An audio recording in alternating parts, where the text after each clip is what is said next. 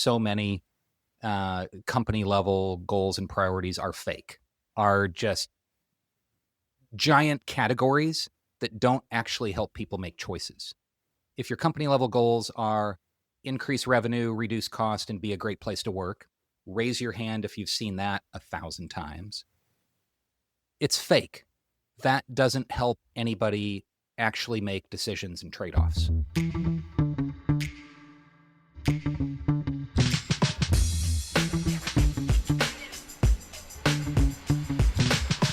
Welcome. You're listening to Relationships at Work, the leadership podcast helping you build workplace connection, improve culture, and avoid blind spots.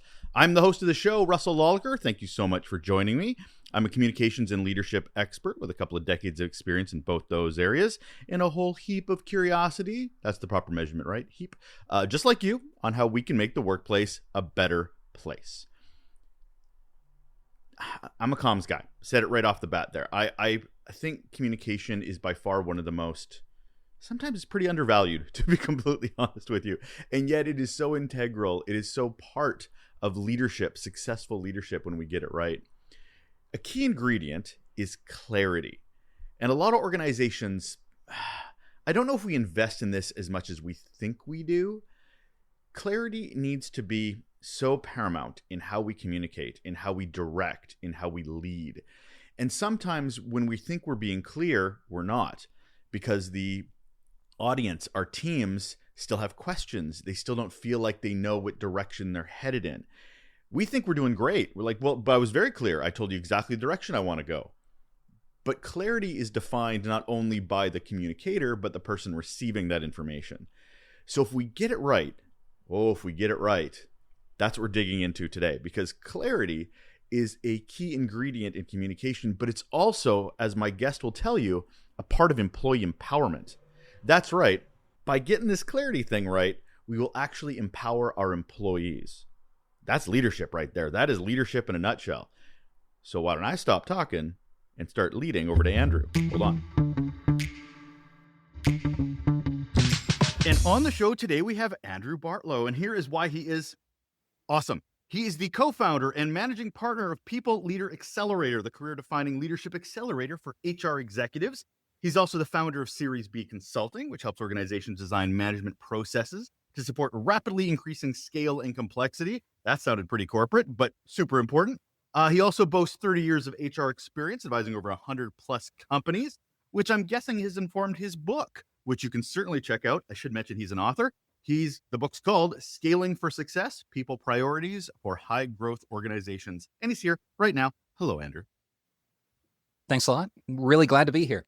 And still drinking coffee here in California. And still drinking coffee here in Victoria, British Columbia. Yeah, it's 7 a.m. for both of us, so it's a bit of a kickstart to the day. Yeah. Really appreciate you having me. No, my pleasure. We're getting super clear with clarity today, talking about our relationship with it and how it can help with employee empowerment. Before we get into any of that, though, Andrew, I have to start off, as I do with all of my episodes, sir, which is the question of what is your best or worst employee experience? I don't know why I immediately jumped to worst, but I did. Everybody does. Yeah, here I guess I'll share the experience early in my career. I worked at a very large global CPG company. Won't be hard to guess if you look at my profile. Second job there, first or second job there in my early 20s, working literally around the clock. 60, 70 hours on the weekends. I had the benefit of having a P&L that I was responsible for as an HR leader. So 22, 23 years old, killed every metric that we had. Time to fill, quality of hire, performance of the market unit, etc. I got a 3 out of 5 rating, and had a conversation with my manager and asked, like, what? Help me understand. And her feedback was, when you are older, you will understand. And I was so tremendously disappointed in that. We're in HR. Like, that's not something you say.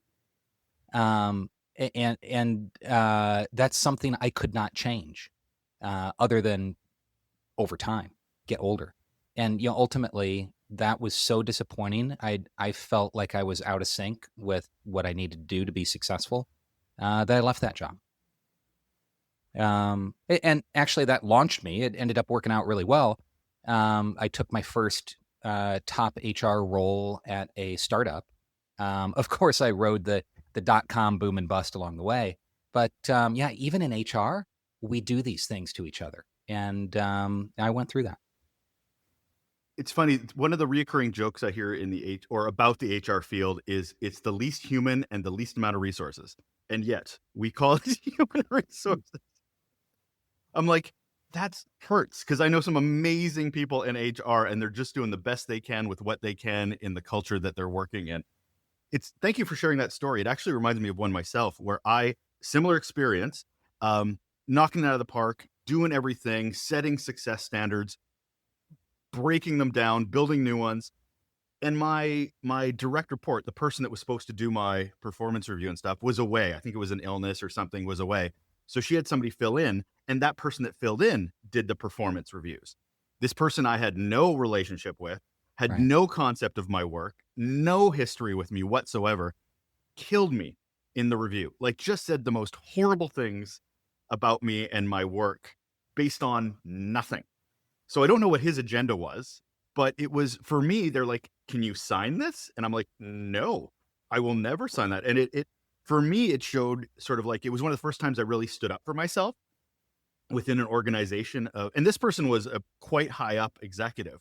And I'm Yeah. like, I'm just not going to sign that. Why would I agree to this when and it all got fixed and all got resolved. But if I just gone with the flow as and when, what would that have said? And what would that have been on my record and blah, blah, blah. So yeah, those moments are just so eye opening when other people have a bit of control over how you're being perceived. Yeah.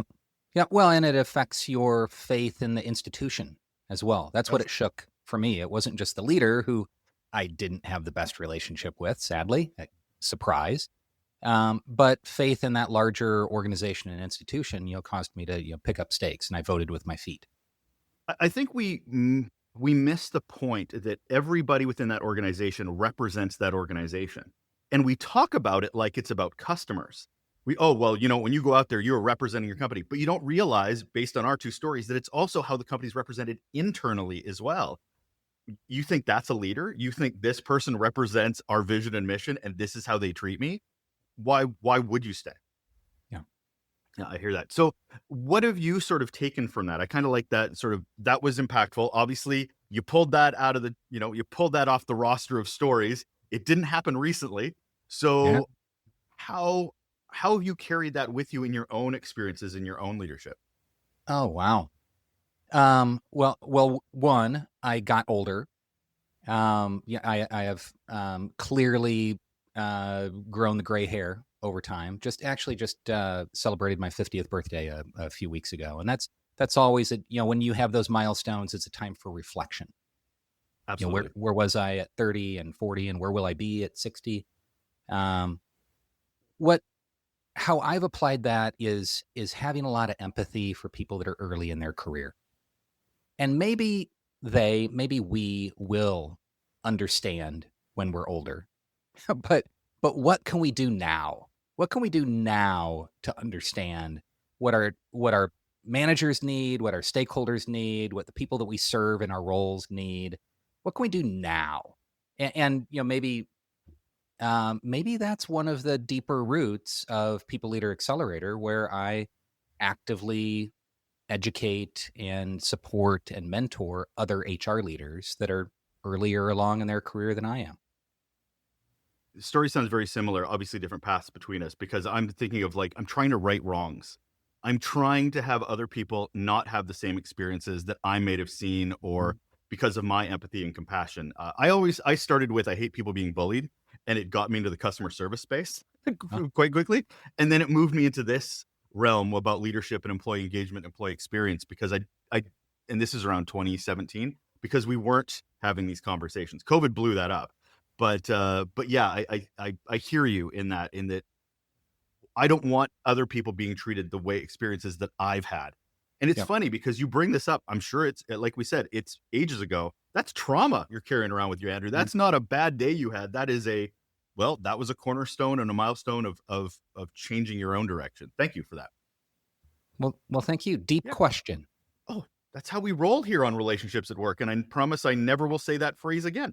Um, moving forward, though, it's about clarity we're going to talk about today and getting super clear, especially how it relates to that relationship with employees and getting them empowered themselves. But I like to sort of set the table a bit in my conversations and sort of, because we don't do it in the workplace enough, defining things. So, for instance, what do you mean when you're talking about clarity, especially as it pertains to employee empowerment? Sure. Well, I'll even back up. Why are we talking about clarity at all? We had a pre-show chat and like, Yep. hey, what would be most useful to the audience of largely HR leaders and management professionals. And I deeply believe that clarity is the magic wand in so many ways, and not just in the niche of employee empowerment, but in organizational success. Like it's a much bigger, broader thing. Um, and so please stop me if I go too far afield here. Um, Clarity in your goals and priorities as an org is maybe the most important thing you can do to make sure that you achieve them. Like you can have a lot of motion and a lot of effort, and a lot of organizations do. So many people trying so hard, but they're scattered to the four winds, all working on different stuff that conflicts in terms of time, attention, resources, all of that. And so clarity at an org level, what are actually our most important things? What are actually we trying to achieve? If you don't have that, none of the other stuff that you're working on will be effective. And so that's where I start from with the foundation of clarity, organizational goals and priorities. And, I can throw in a spicy take of, so many company level goals and priorities are fake, are just giant categories that don't actually help people make choices. If your company level goals are increase revenue, reduce cost, and be a great place to work, raise your hand if you've seen that 1,000 times. It's fake. That doesn't help anybody actually make decisions and trade-offs. An effective goal, it doesn't have to be all the way to a SMART goal or a KPI with stretch metrics. An effective goal helps people make decisions that are deeper in the organization. And that allows empowerment, that allows delegation, that puts the grease between the wheels, that allows everything to move a little faster and more smoothly. And that comes from clarity.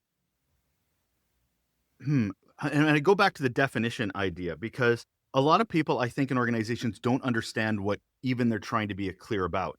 Yeah. A lot of organizations don't know what a goal is. They don't know Fair. what a vision is or a mission is. Because I've seen a lot of organizations are like, that's our vision. I'm like, that's an okay mission. That's not even a vision statement. But this is a purpose statement. Like, we throw these terms around. Yeah. And yet, to your point, we need to be clear about them. But even then, we can't be clear if we don't even know what the hell we're talking about. Yeah. Well, and marketing slogans get thrown in there a lot as well. Like, don't let your marketers loose on your mission, vision, values. You will certainly end up with something that sounds good but means almost nothing. Your vision is 3 paragraphs long. What? Like, I don't. Yeah. So what is getting in the way of this clarity? Because at the end of the day, most of it should be modeled by executives, should be the ones that are setting the path forward. Yeah. Let's pull it apart and get really practical, tactical here. Please. So what is a vision of an organization? It's roughly who and what you want to be in the future. And maybe that time frame is 3 years, maybe it's 1 year, like whatever it is. It's what do you want to be? An example of a pretty good vision would be we want to grow to become a $1 billion revenue public company. That's a vision. What's not a vision is we want to democratize education by, I could go on with some flowery phrases there, but I already, kind of blew it up with something that was really high-minded, but not specific. So specific, if you are at a for-profit organization and that's where I've spent the vast majority of my career, you probably have a revenue goal. You probably have shareholders or investors. And so, part of your vision will be about growth and returns and markets that you serve. And like, really don't get too high-minded with it. What you're trying to do is help your team to be focused, not coming up with the most attractive marketing slogan. All right, so that would be a vision. A mission would be, how do we do that? A mission would be, if we want to become a $1 billion publicly traded organization, our mission this year is to launch an additional product, or open the EMEA market, or expand into enterprise sales. Like that might be a shorter term, discrete activity. And you know what? Honestly, we don't need to quibble over the definitions of mission, vision, values. That the point is clarity. The point is, for your org, if it's specific and it helps make trade-offs, it doesn't have to fit a special formula. Vision would be a little further out. Mission would be a little closer in. Think of it like a 3-year versus a 1-year time horizon. Values, I think, are often, again, over marketing washed. Where values are really helpful is where they both attract and repel workers. If you try to appeal to everyone, your values are not helpful. I'll pause a little bit on that. Well, if you're going down the path values that I'm are trying to curious. be so inclusive that it doesn't help your recruiting team and hiring managers make choices about who comes here and who gets to continue working here and who gets promoted, or disciplined, then it's not really helpful. So all of these things, goals, priorities, mission, vision, values, they can be a tremendous accelerant for your organization if they provide clarity. If they don't provide clarity, they're just on the wall or on the mouse pad, and all the time that you spent designing them and publishing them was burnt, was wasted. From your own experience working with as many companies as you have, what's the damage of not being clear? Because I know we're talking about vision and mission, but being vague or complicated can happen in day-to-day emails. So I'm just kind of curious from an impact standpoint, because the intent is to share information. The impact could be very different. So where have you seen the damage, and what does that look like? Yeah. Again, great second level question. What I see where there's a lack of clarity is that multiple priorities, multiple initiatives are running simultaneously, competing for the same human and financial resources. So if you're not clear that that our number one goal is to launch this new product, then the HR team will be working on their employee engagement initiative that's unrelated.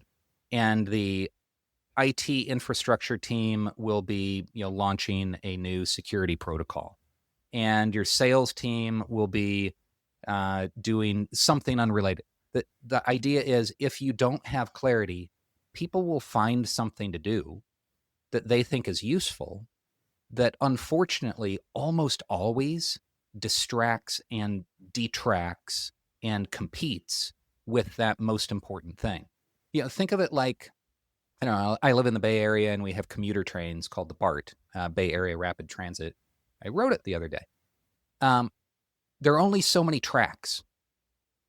Some of these trains are express trains.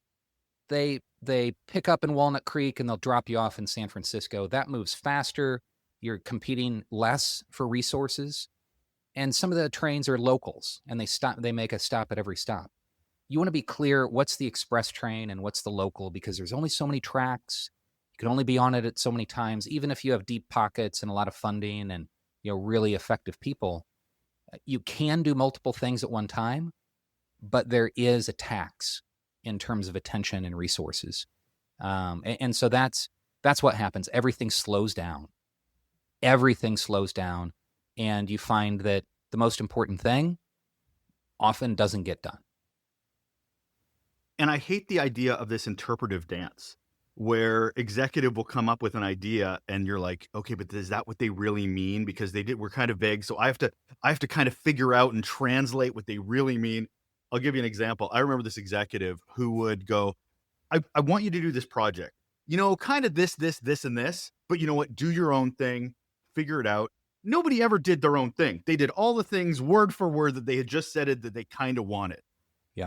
But that was not what was being communicated. That was not what was being clear. And what was being clear was, go be creative, go have your own influence and ideas. It's not what they wanted. They just wanted you to do exactly what they want you to do.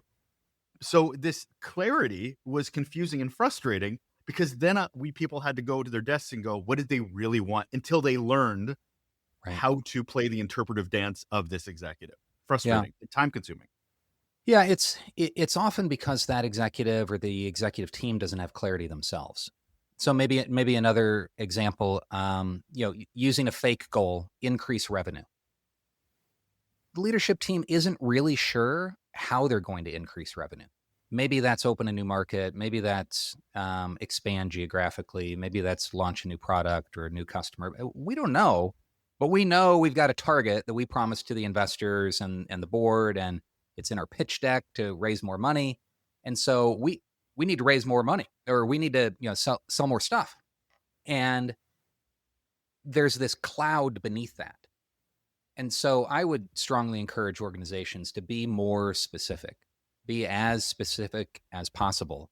Maybe that goal is not just create more revenue, it is determine what growth vector we will pursue that will help us meet this revenue goal.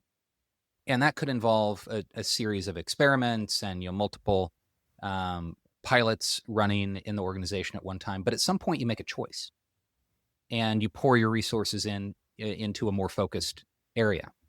And so that's where, again, clarity at the top affects everything beneath it. If you say just increase revenue, then again, lots of stuff is going on, lots of stuff is changing.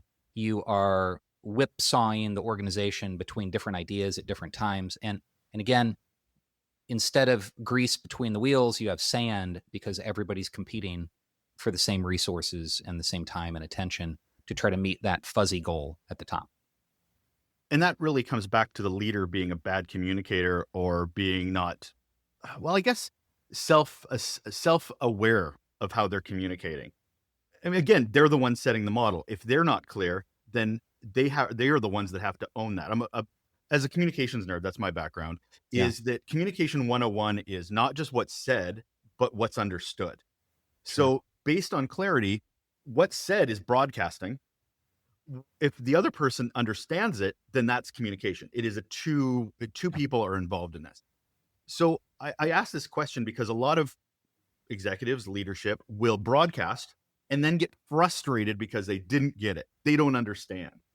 How does, as a leader, we understand that we're not being clear? Because we'll put it out into the world, Right. and we still have to do some self-assessment and understanding, because maybe things aren't getting done, or maybe they're getting done in the wrong way.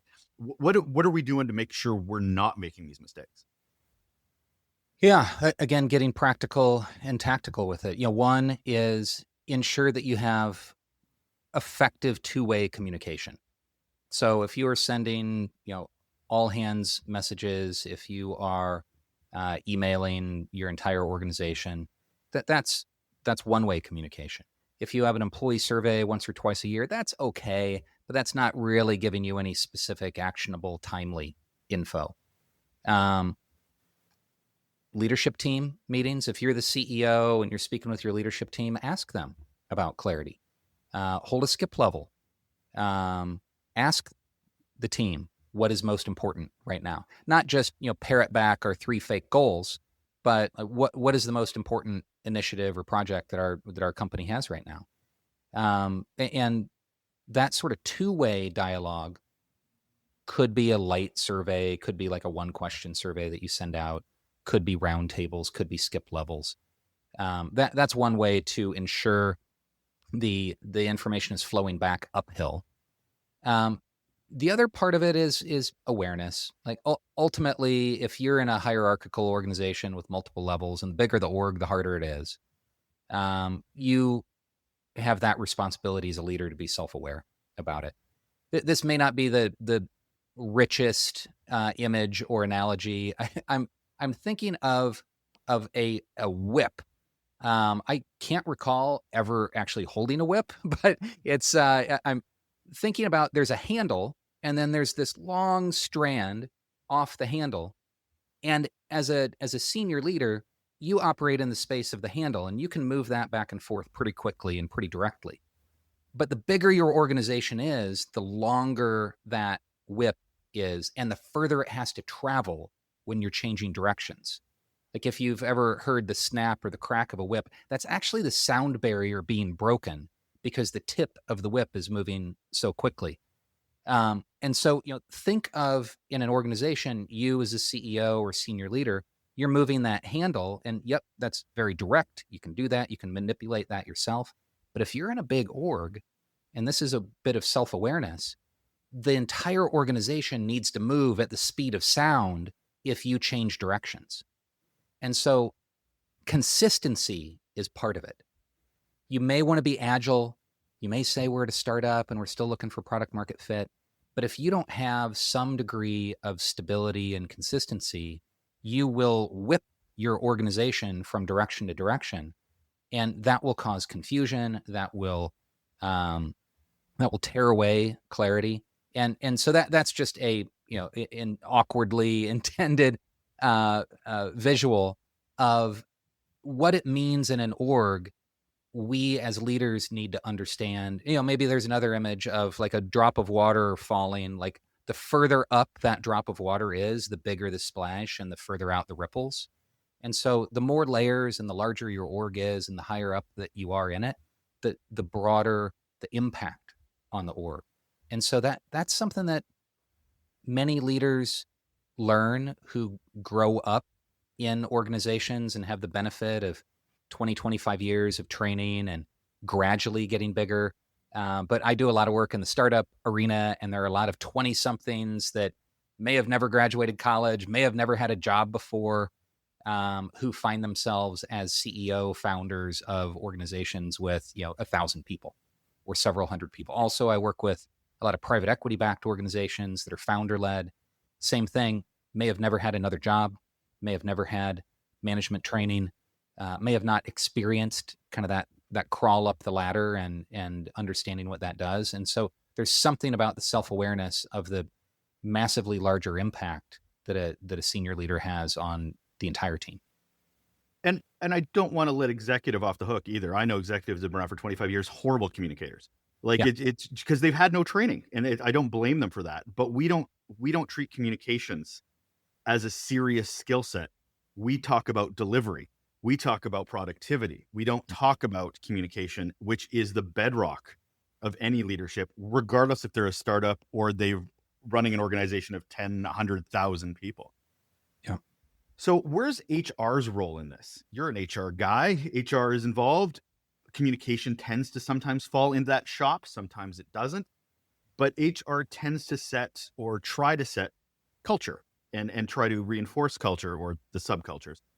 Where is clarity defined for them, and what is their role in helping the organization be clearer?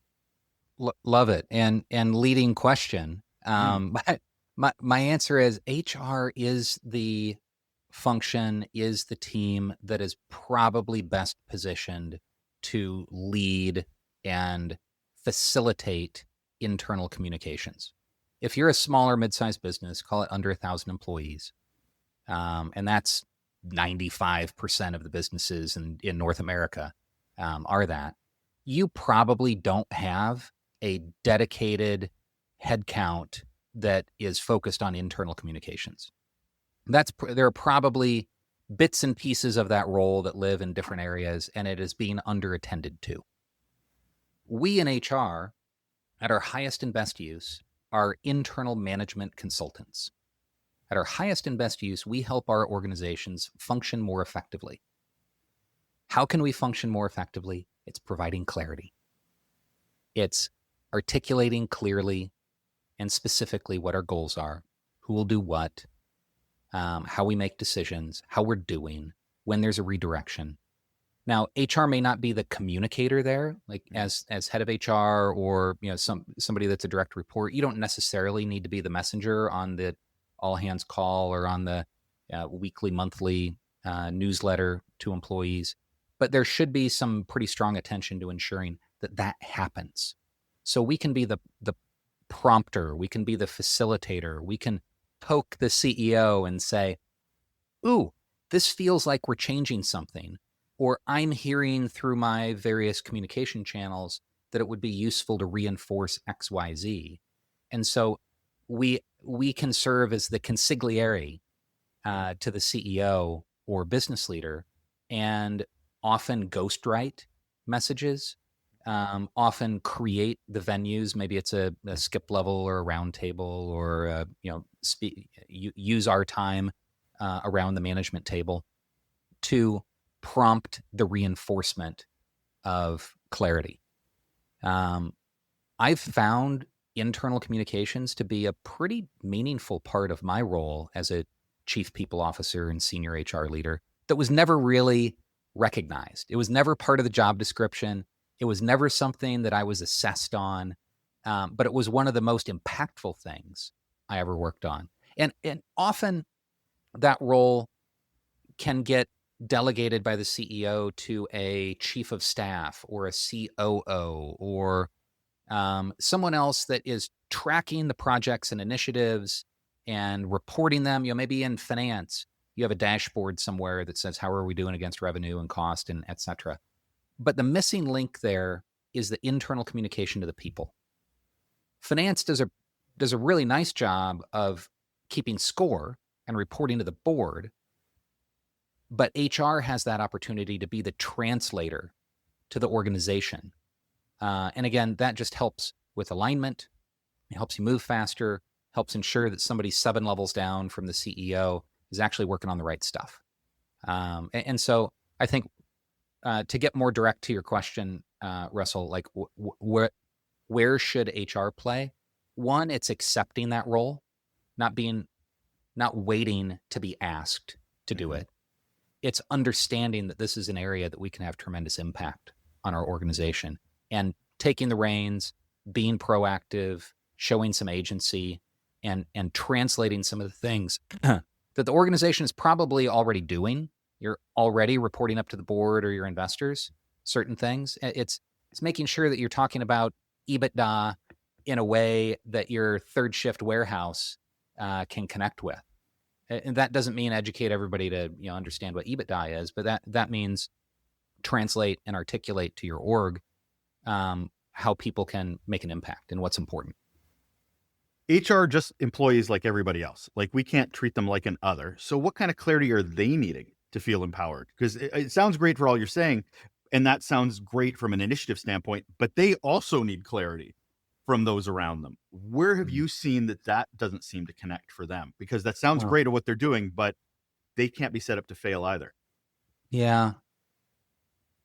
Yes. I mean, I think this is a sad but true reality where many of us in HR, I include myself in this, we're drawn to it in part because it's a service and helping profession. We want to do good. We want to help others. We want to be of service. And that often leads to us having this imaginary list of programs and priorities that all good companies or all good HR departments will deliver upon. And we find ourselves working on these things like job architecture and leveling and development plans and, performance assessment in a way that is, fair. And there's all sorts of things that we work on that aren't always, I'd venture to say, aren't even often directly connected to the most important things for our organization right now. How is job architecture clearly and directly supporting increasing revenue in EMEA? Maybe Maybe it is. Maybe you're trying to stand up a team and hire it for the first time, and you want to understand what roles we need and what we need to pay them. But often we're working on this shadow list. And so I actually point the finger right back at ourselves and say, we are often working at odds with our own organization because we are distracting and detracting from those most important things if we don't have our mindset focused on my job exists to help this organization meet its goals. And if you need someone else to tell you that, that's problem one. So like, let's get our mindset right about it's not business or people, it's business and people work together. If the organization is successful, if it makes money, if it grows, then people will grow, they'll get promoted, they'll feel better. And if your organization is mostly focused on, if you're functioning like a union steward inside your org, you will never have a true seat at the table in your organization. If you're advocating for the workers in a way that is ultimately at odds with what's in the company's best interests, there will be this skepticism and a separation. And that frankly happens a ton. So yeah, I'd say it starts with our own mindset. It starts with our own acceptance of the role.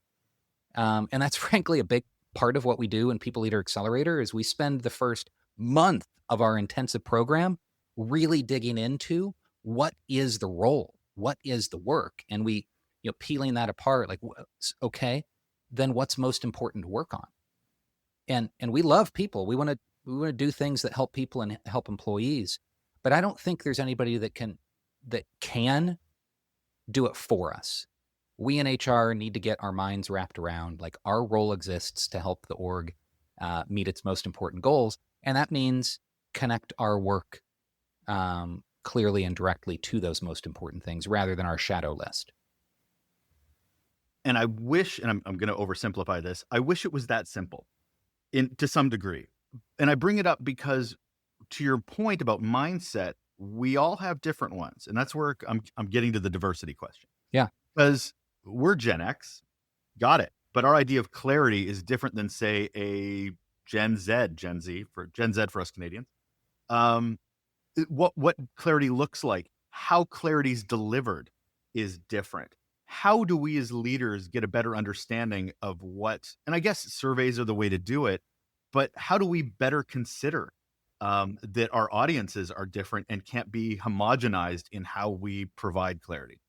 Yeah. I mean, there will be degrees, there will be differences.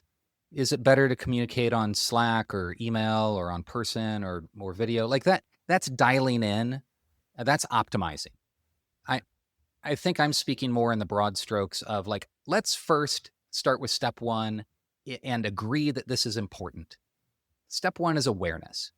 And then as you move down the path of, any good 12-step program, somewhere along the way, you will be optimizing for your channels and your audience. And those are things that, make sense. Know your audience and communicate in various ways. If you have third shift warehouse that doesn't have an email or Slack account, then you probably should communicate a little differently than if you're a professional services firm where everybody is at a desk and very financially astute. So I think clarity will be represented differently with different audiences, but it starts with leaders, both of the business and in HR, agreeing that clarity is important and we're striving for clarity. And then you can optimize how it's executed upon in your org. And that gets me a little bit, we're speaking pretty meta. So I want to just get a little more granular. There are a lot of leaders out there that have teams they're responsible for in organizations that are vague as hell or overcomplicated. So there's not one culture. There's 17,000 subcultures within every organization. It drives me nuts when we talk about work culture. I'm like, which one are we talking about? So in this particular situation, organizations have their marketing, optimized vision, mission, goals, everything. What is the role of a leader when they're literally having to either co-create clarity or translate Like, what would you recommend to a leader that is still has to do their job, but works within a culture that doesn't get it? Yeah. Yeah. So if you're in a big org and there isn't clarity at the top, you're in the messy middle yourself. How do you operate the most effectively? Um, how do you translate and articulate what is the most important?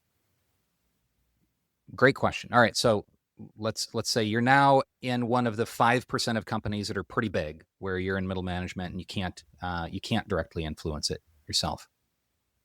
I walk people through this in our program. It starts with use your resources and use good judgment. Can you get your hands on the last all hands document? If you're a big public company, you have public filings. You can get an S1. You can get the 8Ks. You can pull that down off the internet, and you can see what the executive team is sharing with your investors.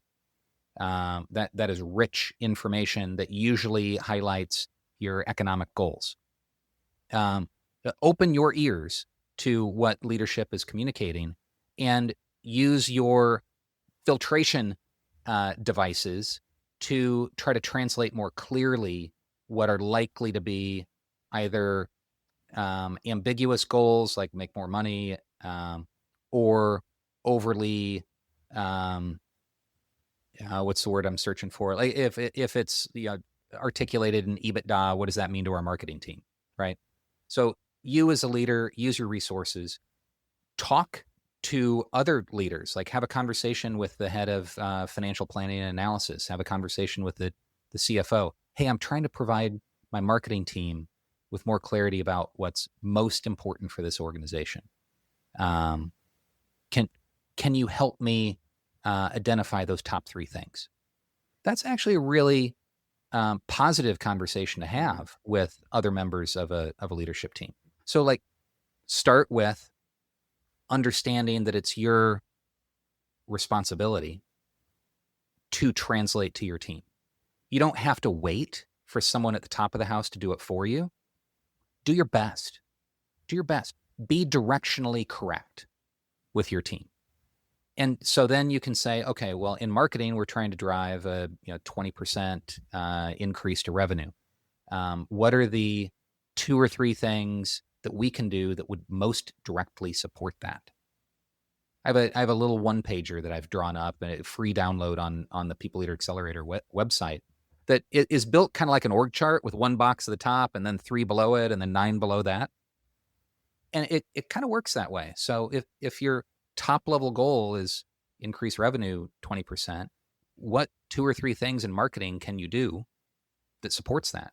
And write it down and test it with your internal stakeholders. Like if you write that down and say, okay, we're going to do a paid marketing experiment here, and we're going to use this new tool there, and we're going to engage with an agency as our 3rd thing, run that past the head of sales, run that past the head of finance and say, I'm trying to tie our activities to the company goals.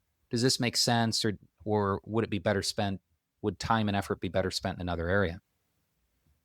They'll likely give you some tweaks, but that just gets you more directionally correct along the way. They won't shame you for trying to drive your tie your work to what's most important. That will probably be a great role model example, and other people will be asked to do the same thing. So write it down, make it simple, and socialize it, and then share it with your team. I hope I answered the question of, like, what do you do if you're a middle manager and there isn't clarity at the top? Take the reins for your team. Don't let perfect be the enemy of better.